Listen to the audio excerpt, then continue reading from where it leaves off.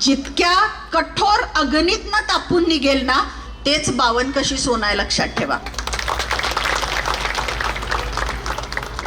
52 कशी सोनं म्हणायला सुद्धा अग्नीतनं बाहेर पडायला लागतंय. त्या झळा सोसून झाल्यात. आता त्या सोन्याला चकाकी देण्याची वेळ आलेली आहे, ती तुमच्या हातात आहे. दिली का नाही संधी त्यांना, का नाही दिली संधी, आता फरक करण्याची वेळ आहे. कोणावरती टीका करायची नाहीये. मला आठवतंय मी जिल्हा परिषदेची अध्यक्ष असताना माझं बाळ सुद्धा 5 महिन्याचं होतं आणि त्यावेळेस माझी काय स्थिती होती हे मला जाणवतंय. आणि मी आज हिचं दुःख सुद्धा मी समजू शकते.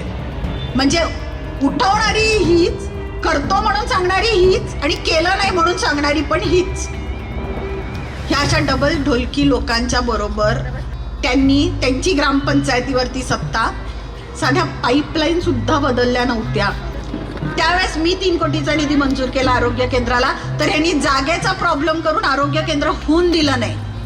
गरजेचं आहे. हे 4 दिवसाची जेवण आहेत, 4 दिवसाची, नंतर रिकाम्या ताटवाट्यात. मतासाठी जेवण आणि जेवण खाल्ल्यावरती मत, हे असं करू नका. विचार करा.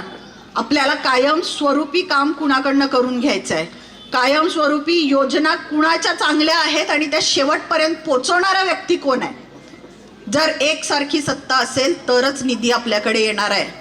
जर उद्या महायुतीचा अध्यक्ष बसला, महायुतीची जिल्हा परिषदेमध्ये सत्ता आली आणि चुकून आपल्याकडनं चुकून जरी चूक झाली आणि चुकीचा माणूस जर निवडून आला तर तुमचा विकास हा 5 वर्षासाठी मागे पडणार आहे.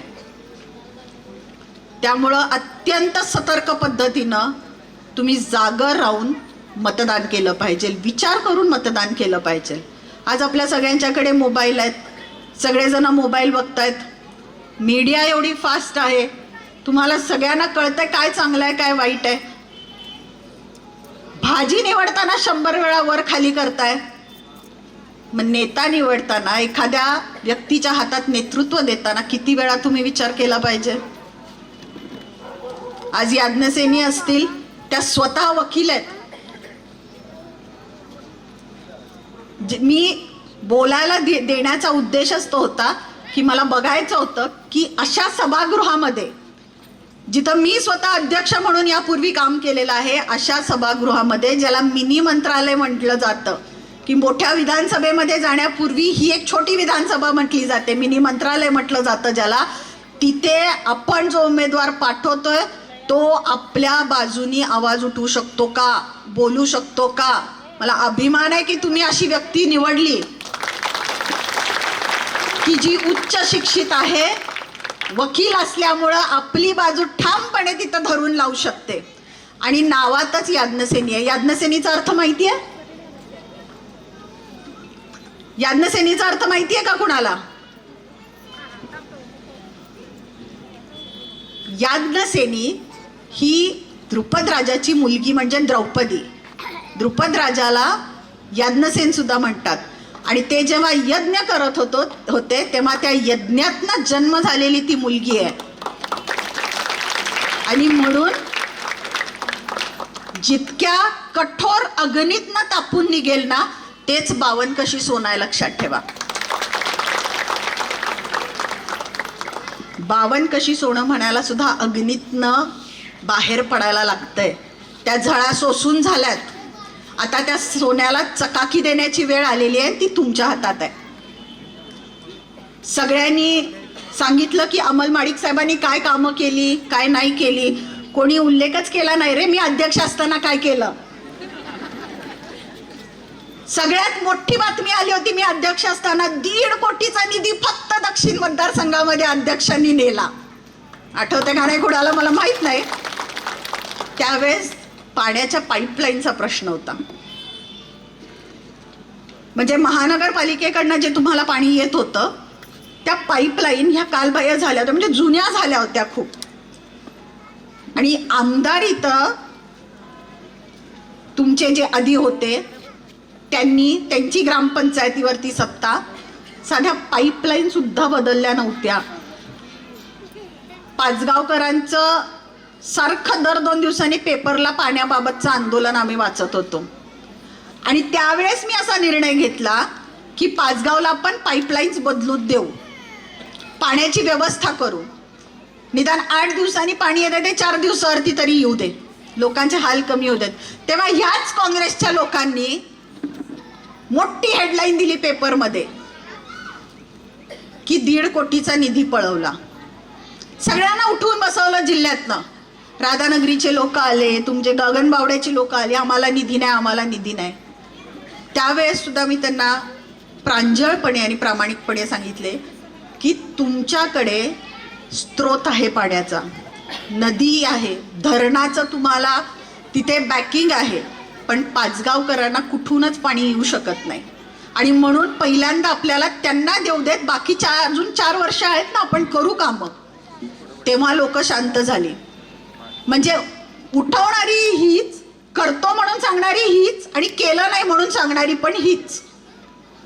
ह्या अशा डबल ढोलकी लोकांच्या बरोबर तुम्ही जाऊ नका. ही खोटं बोलतात.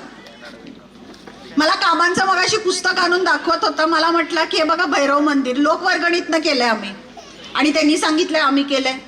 अरे मी अध्यक्ष असताना आरोग्य केंद्रासाठी 3 कोटी रुपयाचा निधी मान्य केला होता. तेव्हा आमच्या मनीषाताई टोनपेच जिल्हा परिषद सदस्य होत्या आणि सातपुते वहिनी पंचायत समितीला होत्या. त्यावेळेस मी 3 कोटीचा निधी मंजूर केला आरोग्य केंद्राला. तर ह्यांनी जागेचा प्रॉब्लेम करून आरोग्य केंद्र होऊन दिलं नाही. आणि नंतर मग राज्यात सत्तांतर झालं, महाविकास आघाडी आली आणि लगेच नारळ फोडले गेले. म्हणजे आईजीच्या जीवावरती बाई जीवदार, हे त्यांची सिस्टीमच आहे. अजून किती कामं सांगू. करणनी मगाशी क्रीडांगणाचा उल्लेख केला. खेळाडू निर्माण व्हावं म्हणून शहरात जाऊन महानगरपालिकेच्या इलेक्शनच्या वेळेस सांगतात खेळाडू निर्माण करायचे आहेत, स्टेडियम असं करायचं आहे, स्टेडियम तसं करायचं आहे, खेळाडूंना नाही. आणि तुम्ही तुमच्या गावात काय, अरे दिव्याच्या खाली अंधार ना. तुम्ही पहिला स्वतः काय केलं हे सांगतच नाही लोकांना, आणि आता तुम्ही म्हणाल तसं ते करणार म्हणतात. असं कसं चालेल. लोकांनी भरभरून संधी दिली की नाही, दिली का नाही संधी त्यांना, का नाही दिली संधी. आता फरक करण्याची वेळ आहे. कोणावरती टीका करायची नाहीये, ही टीका करण्याची निवडणूक नाहीये. पण या सगळ्या गोष्टी सांगणं गरजेचं आहे, कारण या गोष्टींची उजळणी झाल्याशिवाय तुम्हाला पुढचा पेपर सोडवता येणार नाही, तुम्हाला निर्णय घेता येणार नाही. म्हणून या सगळ्या गोष्टींची आठवण करून देणं गरजेचं आहे. आज मला आठवते मी जिल्हा परिषदेची अध्यक्ष असताना माझं बाळ सुद्धा 5 महिन्याचं होतं, आणि त्यावेळेस माझी काय स्थिती होती हे मला जाणवतंय. आणि मी आज हिचं दुःख सुद्धा मी समजू शकते की आज लहान बाळ घरी सोडून एखादी स्त्री अशा परिस्थितीमध्ये तिला बाहेर पडावं लागतंय, आणि तरी सुद्धा ती खमकी आहे की ती हे सगळं नेतृत्व पेलू शकते. आपल्या कोल्हापूर जिल्ह्याचा इतिहास आहे, तारा राणी महाराजांचा इतिहास आहे की एका महिलेला संधी दिली तर ती संपूर्ण चांगल्या पद्धतीनं नेतृत्व करू शकते आणि एक उत्तम शासक बनू शकते. ही संधी आपल्याला आपल्या लेकीला द्यायची आहे, आपल्या सुनेला द्यायची आहे असं समजा. तिच्या पाठीशी तुमचे सगळ्यांचे आशीर्वाद तिला गरजेचे आहेत. त्यांना काम करायचं आहे. आज ते कमळ चिन्हाखाली भाजपा पक्षाबरोबर आहेत, कमळ चिन्हाखाली निवडणूक लढवत आहेत. भाजपाचा जो विचार आहे तो घेऊन पुढे चाललेले आहेत. अशा परिस्थितीमध्ये तुम्ही सगळेजण यात माझ्या दोन्ही उमेदवारांच्या, दोन्ही महिलांच्या पाठीशी उभे राहा. तुमच्या सर्व ज्येष्ठ लोकांचं मार्गदर्शन, गाडगीळ साहेब तुमचं मार्गदर्शन त्यांना गरजेचं आहे, तुमची साथ आहे. खूप मोठ्या मनाने गाडगीळ साहेबांनी मला वाटतं यांना संधी दिलेली आहे. गाडगीळ साहेबांचं नाव सुद्धा चर्चेत होतं, रेसमध्ये होतं. पण जेव्हा पदं कमी असतात, इच्छुकांची संख्या जास्त असते, तेव्हा नेत्यांना काही तडजोडी कराव्या लागतात. पण माणसाने मन मोठं दाखवलं तर तो नेत्यासाठी सुद्धा मार्ग मोकळा होत असतो. आणि याचा विचार नेता कायम डोक्यात ठेवत असतो की अडचणीच्या क्षणी माझ्या कार्यकर्त्यांनी मला जास्त अडचणीत नाही आणलं, उलट माझी अडचण कमी करण्यासाठी त्यांनी मन मोठं करून माघार घेतली, थांबले ते, आणि आज ते खांद्याला खांदा लावून त्यांच्यासोबत काम करतायत, त्यांच्यासोबत फिरतायत. त्याच्यामुळं तुमच्या सर्व ज्येष्ठ लोकांचं मार्गदर्शन या नवीन पिढीबरोबर असू दे. काही चुकले तर हक्काने त्यांचा कान धरू शकता, त्यांनी नाही काम केलं तर हक्काने आमदार साहेबांच्याकडे जाऊ शकता. या सगळ्यांना महिलांची साथ गरजेची आहे. बहिणीप्रमाणे, आईप्रमाणे तुम्ही सगळेजण यांच्यावरती आशीर्वाद द्या. सगळ्या माझ्या युवा बांधवांना विनंती आहे की भावासारखे आपल्या बहिणींना निवडून आणण्यासाठी थोडे 2-3 दिवस कष्ट घ्या. आता 2च दिवस राहिलेत, मला वाटते आजचा तर संपला, उद्या आणि परवा 2 दिवस कष्ट घ्या. ती बहीण 5 वर्ष तुमच्यासाठी राबेल, कारण बहीण भावाचे उपकार कधी विसरत नाही. आपल्या सर्वांना पुन्हा एकदा येणाऱ्या 7 तारखेला कमळ या चिन्हासमोरचं बटन दाबून आपल्या पंचायत समितीच्या आणि जिल्हा परिषदेच्या दोन्ही उमेदवारांना भरघोस मतांनी विजयी करा, इतकी विनंती करते. आणि आपली सर्वांची रजा घेते, कारण मला पुढे एका कार्यक्रमाला जायचं आहे. जय हिंद, जय भारत, जय श्रीराम.